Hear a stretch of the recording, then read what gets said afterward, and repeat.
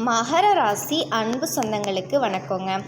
மகர ராசி, மகரத்தில் பிறந்தவங்க முயற்சியில் முதல்வர்கள். சனியே அதிபதி அப்படிங்கிறதுனால உழைப்பே தாங்க உங்களுக்கு உறவுகள்.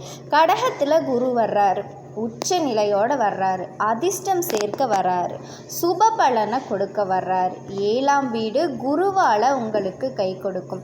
மனைவி பாசம் கிடைக்கும், குடும்பத்தில் சந்தோஷம் மேம்படும். லக்னத்தை நோக்கி அவருடைய பார்வை இருக்கிறதுனால ஆரோக்கியம் மேம்படும். மனசுக்கு நிறைஞ்ச அமைதியோட மகிழ்ச்சி வாழ்க்கை பெருக போகுதுங்க. 3ஆம் வீட்டையும் அவர் பார்வை இருக்கிறதுனால தைரியம் பெருகும். தொழில் முயற்சியில் வெற்றி பெறுவீங்க. தடைகள் எல்லாமே ஓடி போகுங்க. அதே மாதிரி 11ஆம் வீட்டுக்குமே அவருடைய பார்வை கிடைக்குது. லாபம் வந்து சேரும். நண்பர்கள் உதவி செய்வாங்க. ஆசைகள் எல்லாமே நிறைவேறும். இது அரசாங்க உத்தியோகத்தில் மகர ராசிக்காரங்க இருந்தீங்க அப்படின்னா அரசு வேலையில் உயர்வுகள் கிடைக்கும். தனியார் தொழிலில் வளர்ச்சி பெறுவீங்க. மாணவர்களாக இருக்கக்கூடிய பட்சத்தில் வெற்றி உங்களுக்கு. குழந்தைகளுக்கு நன்மை இருக்குது. மொத்தத்தில் உங்களுடைய அதிபதி சனி உழைப்பை கொடுப்பாரு. குரு பகவான் அதிர்ஷ்டத்தை கொடுக்க போகிறாரு. இவங்க 2 பேருமே கை கோக்கிறதுனால உங்களுடைய வாழ்க்கையே சொர்க்கமாக மாறப்போகுது. மகர ராசிக்காரர்களே, இது உங்களுடைய உயர்வுக்கான காலங்க. நம்பிக்கையோடு முன்னேறுங்க.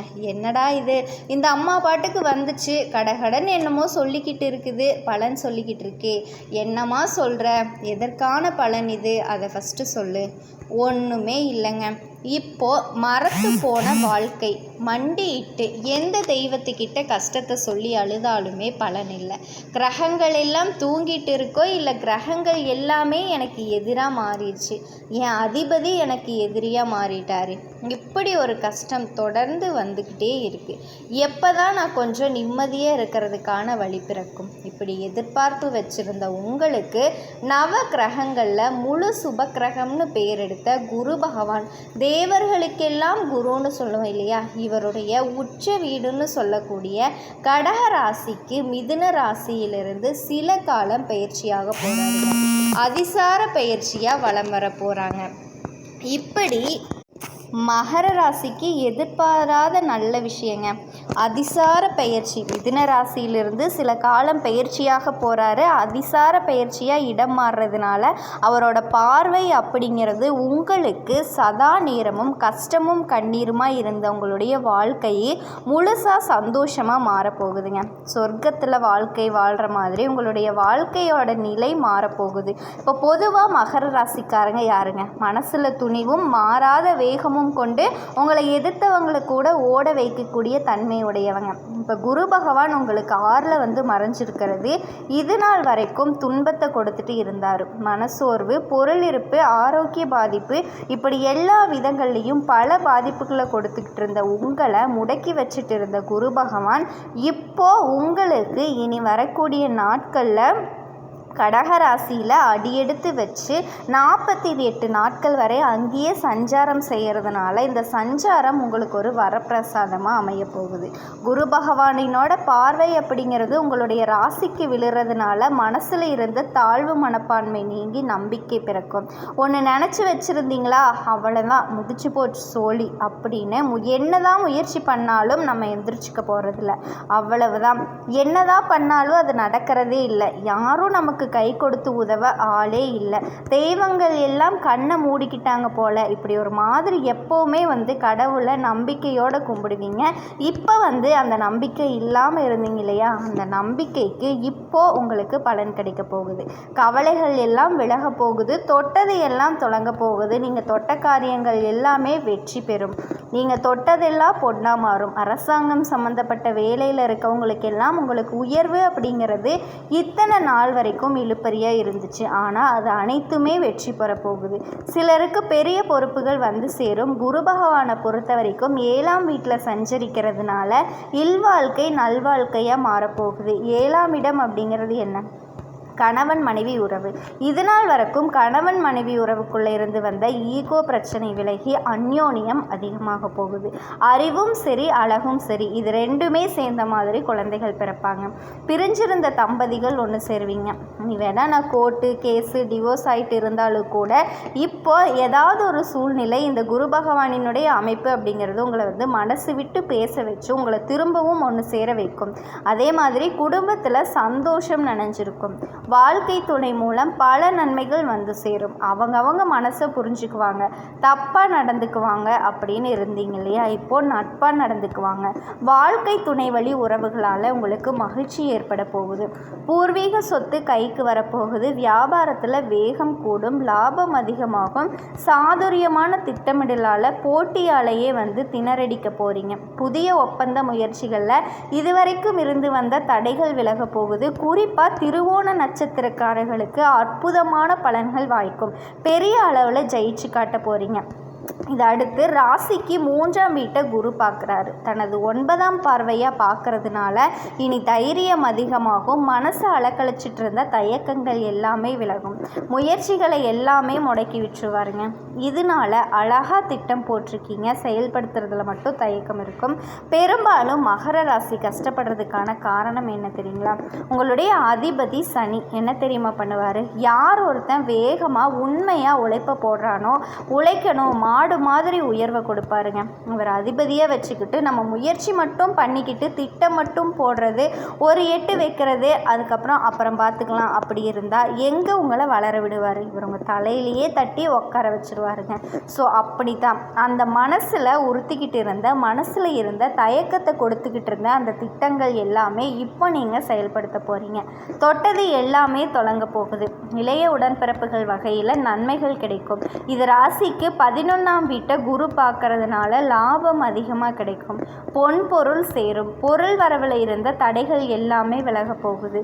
இது வரைக்கும் சேமிக்கவே முடியலன்னு இருந்த நீங்கள் உங்களுக்கு இப்போ சேமிக்கக்கூடிய அளவுக்கு பணம் வரும்.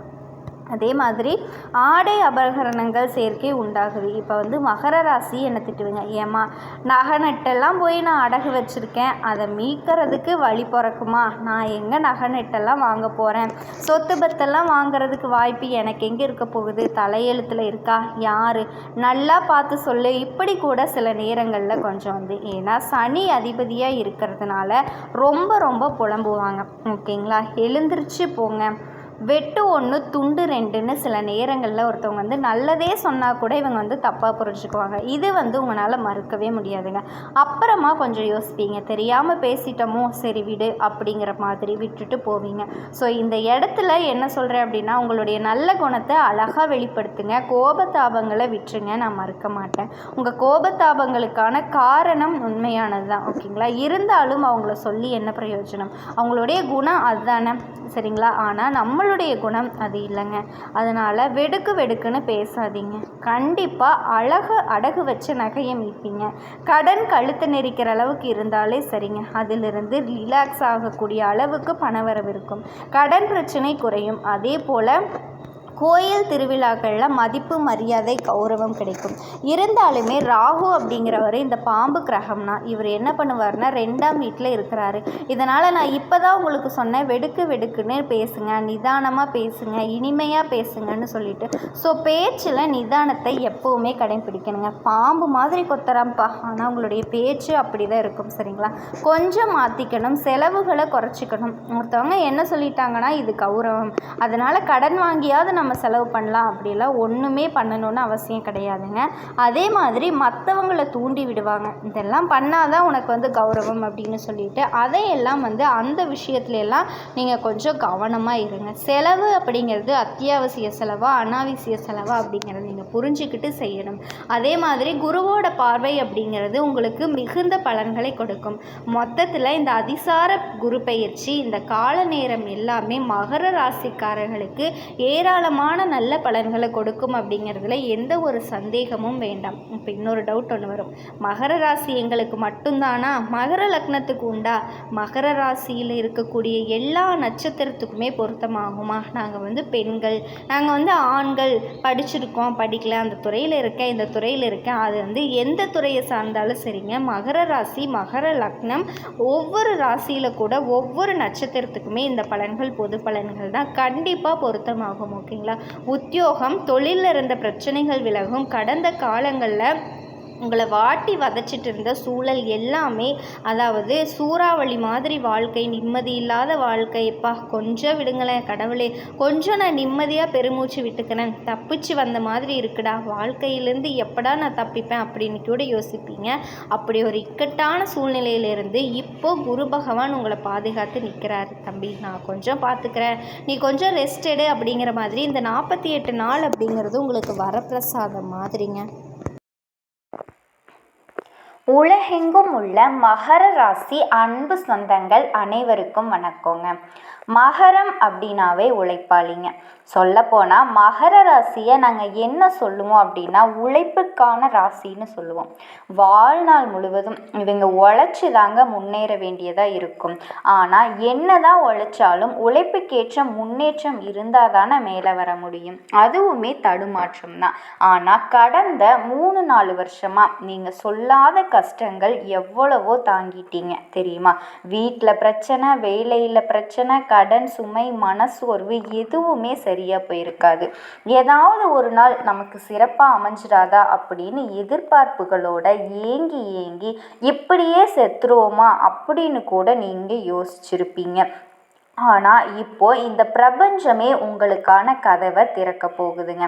அதாவது இந்த பதிவை பொறுத்த வரைக்கும் 200 வருஷத்திற்கு பிறகு சூரியன் யாருங்க, அதிகாரத்தோட அடையாளம். குரு பகவான் யாரு, ஞானத்தோட அடையாளம். இந்த 2 பேருமே சேர்ந்து ஒரே நேரத்தில் கேந்திர பார்வையால் இணையிறாங்க. அதாவது கேந்திர திருஷ்டி யோகம்னு இதை சொல்லுவாங்க. பொதுவாக நம்ம திருஷ்டினா என்ன சொல்லுவோம், பொல்லாதவனுடைய பார்வையை தான் திருஷ்டின்னு சொல்லுவோம். ஆனால் இந்த சூரியன் ப்ளஸ் குருவினோட பார்வை, இந்த திருஷ்டி பார்த்தீங்கன்னா உங்களுக்கு யோகமாக வேலை செய்ய போகுதுங்க. உங்கள் உழைப்பிற்கான வெற்றியை தரப்போகுதுங்க. அந்த வெற்றி உங்கள் வாழ்க்கையில் ஒளியை நிரப்ப போகுது. ஸோ இப்போது உங்களுக்கு ஒரு அரிய நேரம் ஸ்டார்ட்டுன்னு சொல்லலாங்க. அதுவும் இந்த யோகம் அப்படிங்கிறது மகர ராசிக்காரர்களுக்கு எப்படி வேலை செய்ய போகுது அதை ஃபஸ்ட்டு சொல்லட்டுமா. சூரியன் யாருங்க, சக்தி, பெருமை, அரசியல், ஆண்மை, ஒளி. இதில் குரு பகவானை பொறுத்த வரைக்கும் ஞானம், அதிர்ஷ்டம், பணம், ஆசீர்வாதம், மகிழ்ச்சி. ஸோ இந்த 2 கிரகங்களும் ஒருத்தருக்கு ஒருத்தர் 90 டிகிரி கோணத்தில் பார்வையை கொடுக்குறாங்க. இதுதாங்க இந்த கேந்திர திருஷ்டி யோகம் உருவாகக்கூடிய அமைப்பு. அதாவது சூரிய பகவானினுடைய ஒளியும் ப்ளஸ் குருவினுடைய அருளும் சேர்ந்து உங்கள் வாழ்க்கையை ஒளியை நிரப்பக்கூடிய அதிர்ஷ்டமாக செயல்பட போகுதுங்க. இதை பேஸ் பண்ணி மகர ராசி தொழிலில் இருக்கவங்க, உத்தியோகத்தில் இருக்கவங்க, வியாபாரம் செய்யக்கூடியவங்களுக்கு எப்படிப்பட்ட பலன்கள் கிடைக்க போகுது. மகர ராசிக்காரர்களுக்கு இந்த யோகம் அப்படிங்கிறது அதிகாரத்தோட எழுச்சியை தரக்கூடிய யோகம் அப்படின்னு சொல்லலாங்க. அதாவது தனியார் துறையோ அரசாங்கத்துறையோ இல்லை நீங்கள் தொழில் செய்கிறீங்களோ என்ன வேலையில் இருந்தாலும் சரிங்க, உங்களுக்கு சிறப்பாக இது முன்னேற்றத்தை கொடுக்கும். முதல்ல நீங்கள் அரசாங்க அதிகாரியாக இருக்கீங்க, ஒருவேளை மகர ராசிக்காரங்க அப்படின்னா நீண்ட நாட்களாக நீங்கள் பதவியில் எதிர்பார்த்த உயர்வு இப்போ வருங்க. இதுவே தனியார் துறையில் இருந்தீங்க அப்படின்னா புதிய பதவி, சம்பள உயர்வு அல்லது புதிய நிறுவனம் ஆரம்பிக்கக்கூடிய வாய்ப்பு கூட அமையுங்க. ரொம்ப நாளாக மகர ராசிக்காரங்க சொந்தமாக ஒரு தொழில் செய்யணும் அப்படின்னு ஆசையை வச்சுருப்பீங்க. அதுக்கான முயற்சிகள் எதுவுமே செஞ்சுமே தரப்பட்டிருக்குங்க. ஆனாலும் அது தாமதப்பட்டிருக்கும். உங்களுக்கு இருக்கக்கூடிய திறமைகளுக்கு அங்கீகாரம் கூட கிடைக்காம இருந்திருக்குங்க. ஆனால் இப்போது அது எல்லாமே சிறப்பாக அமையுங்க. அதே மாதிரி வியாபாரிகளுக்கு சொந்தமாக தொழில் செய்யக்கூடிய ஆண்கள் மற்றும் பெண்கள் புதிய ஒப்பந்தம் கிடைக்குங்க. வெளிநாட்டு வாய்ப்புகள் அமையும். விற்பனை அதிகமாக போகுது. இதுவே விவசாயிகளாக இருக்கீங்க மகர ராசிக்காரங்க அப்படின்னா பயிர்கள் சிறப்பாக வருங்க. மழை நல்லா கிடைக்கும். நிலம் வாங்கக்கூடிய வாய்ப்பு கூட அமையுது. சொல்லப்போனால் இது நாள் வரைக்கும் நீங்கள் என்ன செஞ்சுருந்தாலும் என்ன நினச்சிருந்தாலும் அது கிடைச்சிருக்காதுங்க. நமக்கு என்ன ஏதுன்னு கேட்கக்கூட ஒரு ஆளே இருந்திருக்காது. ஆனால் நம்ம செஞ்ச உழைப்பை மற்றவங்க வந்துட்டு ஒரு பேட்ச் குத்திட்டு போகிற மாதிரி தான் நான் செஞ்சேன்னு அடையாளப்படுத்திட்டு போயிருப்பாங்க. அந்த இடத்துல நம்மளால் எதுவுமே சொல்ல முடியாத ஒரு நிலைமையில் கூட நம்ம இருந்திருப்போங்க. கை கட்டி வாய் பொத்தி நம்ம நின்றுப்போம். ஆனால் இனி அப்படி ஒரு காலம் இருக்காதுங்க. நீங்கள் செய்யக்கூடிய சின்ன முயற்சி கூட உங்களுக்கு பெரிய அளவில் வெற்றியை கொடுக்குங்க. பெரிய அளவு பேரும் புகழையும் கொடுக்கும். ஓகேங்களா? இது வரைக்கும் உங்களுக்கு பதிலே வராத விஷயங்களுக்கு பதில் கிடைக்க போகுதுங்க. இப்போ வரப்போகுது. குரு தரப்போறாரு. சூரியன் ஒளி தரப்போறாரு. புரியுதுங்களா? இதோட மகர ராசிக்காரர்களுக்கு இந்த யோகம் அப்படிங்கிறது பண ரீதியாக பொருளாதார ரீதியாக எந்த மாதிரியான பலன்களை கொடுக்கும்? கடந்த ஆண்டுகளில் உங்கள் கையில் வந்த பணம் நீடிக்கலை. சொல்ல போனால் நம்ம கஷ்டப்பட்டு சம்பாதிச்ச பணம் எல்லாமே வீண் விரயமாக போயிருக்கும். வெட்டி செலவா தண்ட செலவாக கூட போயிருக்குங்க. யாருக்கோ நம்ம அள்ளி கொடுத்துருப்போம். ஆனால் உண்மைக்குமே பார்த்தா மகர ராசி தனக்காக ₹1 கூட செலவு பண்ணுறதுக்கு யோசிக்கக்கூடிய ஆட்கள். பரவாயில்ல, பழசு பட்டையை வச்சு கூட பொழப்ப ஓட்டிடலாம் அப்படி கூட யோசிச்சிருப்பீங்க. ஆனால் ஒட்டு மொத்தமாக இப்போ யோசிப்பீங்க உட்காந்துட்டு, ஏண்டா அவங்களுக்கு செலவில் நமக்கு ₹1 கூட நமக்காக செலவு பண்ணலையே, நம்ம ஏன் இப்படி முட்டாளாக இருந்திருக்கோம். இப்போ உக்காந்து நீங்கள் வருத்தப்படுவீங்க. பேசுகிறனும் பெருசாக பேசுவீங்க, ரொம்ப கெட்டிக்காரங்க மாதிரி. ஆனால் ஒட்டு மொத்தமாக உங்களை நல்லா ஏமாற்றிக்கிட்டு இருப்பாங்க. அப்படியே சொல்லப்போனால் மகர ராசிக்காரர்களுக்கு பழக்க வழக்கங்களில் ரொம்ப கவனமாக இருங்க. முடிஞ்ச அளவுக்கு பார்த்தீங்கன்னா எந்த ஒரு பழக்க வழக்கத்துக்குள்ளேயும் போகாதீங்க. அதாவது மகர ராசியை பொறுத்த வரைக்கும் தனியாக இருக்கிற வரைக்கும் நீங்கள் சிறப்படைவீங்க. கூட்டு சேர்ந்தீங்க அப்படின்னா சோலி முடிஞ்சுதுங்க. சரி, இவங்க உங்கள் கையில் பணம் தங்கலை, இது நாள் வரைக்கும் தங்கலை. ஆனால் இனி இந்த யோகம் உங்கள் கை நிறைய பணத்தை நிறைக்குங்க. வரக்கூடிய பணத்தை கையில் நிற்குங்க. சுப செலவுகள் செய்வீங்க. சொத்து பத்துக்கள் வாங்குவீங்க. நகை நட்டு வாங்குவீங்க. இந்த மாதிரி சுப செலவுகள் ஆகுங்க. அதே மாதிரி கடவுள் ஆசீர்வாதம் உங்களுக்கு கையாக மாறப்போகுது. பணவரவு அதிகமாகும். வங்கியில் கடன்கள் தீரும். பழைய கடனை கொடுத்தவங்க, பழைய கடன்கள் நீங்கள் யாருக்காவது கொடுத்துருந்தீங்க அப்படின்னா அதை உங்களுக்கு திருப்பி தருவாங்க. இது போன்ற விஷயங்களில் முதலீடு செய்ய போகிறீங்க. அந்த அளவுக்கு உங்களுக்கு லாபம் பெருக போகுதுங்க. நீங்கள் கவனிக்க வேண்டிய விஷயம், ஒரு சொத்து வாங்குறீங்க, நல்ல நேரம் தான். ஆனால் அவசர முடிவுகள் எடுக்கக்கூடாது. அதே மாதிரி ஏதாவது ஒரு விஷயம் அவசரப்படுத்துகிறாங்கப்பா, நிலம் பார்த்தீங்கன்னா இப்போ வாங்கி வச்சுக்கோ, ஓகேப்பா, அவங்க ரொம்ப கஷ்டத்தில் விற்கிறாங்க, இப்படி யாராவது உங்களை பதட்டப்படுத்துகிறாங்க அப்படின்னா அந்த இடத்துல நமக்கு ஏதோ வில்லங்க இருக்கு அப்படின்னு அர்த்தங்க. ஏன்னா மகரத்தை கொடுத்துருக்குங்க. ரொம்ப பொறுமைசாலியும். உங்ககிட்ட வரக்கூடிய சொத்து பத்துக்களுமே பொறுமையாக வரணுங்க. ஒரு அட்வான்ஸ் கொடுத்து நிலபலத்தை பார்த்து அதில் இருக்கக்கூடிய பேப்பர்ஸ் இதை பண்ணி அதற்கான பர்ச்சேஸ் எல்லாம் செஞ்சு இது போல் படிப்படியான நிலைகளில் நீங்கள் ஒரு நிலம் வாங்குறீங்க அப்படின்னா அது உங்களுக்கு நிலச்சிருக்குங்க. இல்லை இன்றைக்கே வேணும், இந்த மாதத்துக்குள்ளேயே முடிச்சிடணும், 10 நாள் நீங்கள் ரிசைன் பண்ணிடணும், அப்படியெல்லாம் ஏதாச்சும் சொன்னாங்க அப்படின்னா, உங்களை ஒருத்தவங்க அவசரப்படுத்துகிறாங்க அப்படின்னா அந்த சொத்து பத்துக்களில் வாங்காமல் இருக்கிறது மகரத்திற்கு சிறப்புங்க. ஓகேங்களா? சொல்லப்போனால் எது செய்கிறதா இருந்தாலும் சரி, குரு வழிபாடு ரொம்ப முக்கியங்க. குரு வழிகாட்டல் வருங்க. அது வரைக்கும் காத்திருக்கலாம், தப்பே கிடையாது. அடுத்ததாக குடும்பம் மற்றும் உறவு. உங்கள் வீடு இப்போது தெய்வீக ஒளியால் நிரம்ப போகுதுங்க. இது நாள் வரைக்கும் குடும்பத்தில் என்ன செஞ்சாலும் சரி சிறப்பே இருந்திருக்காது. உறவுகள் எல்லாமே சிக்கல்களாக இருந்திருக்கும்.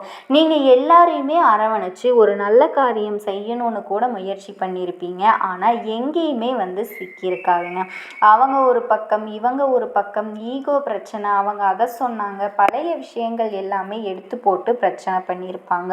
ஆனால் இப்போ எல்லாமே சீராகுதுங்க. நீங்கள் சொன்னால் தான் குடும்பம் ஒற்றுமைக்கு ரெடியாக இருக்கும். குடும்ப ஒற்றுமை பலப்படுதுங்க உங்களால். அதே மாதிரி குடும்ப வாழ்க்கையில் கணவன் மனைவி கிட்ட இருந்த பிரிவு தகராறுகள் எல்லாமே இப்போ சரியாக போகுதுங்க. பெற்றோர்களினுடைய ஆசீர்வாதம் அதிகரிக்குது.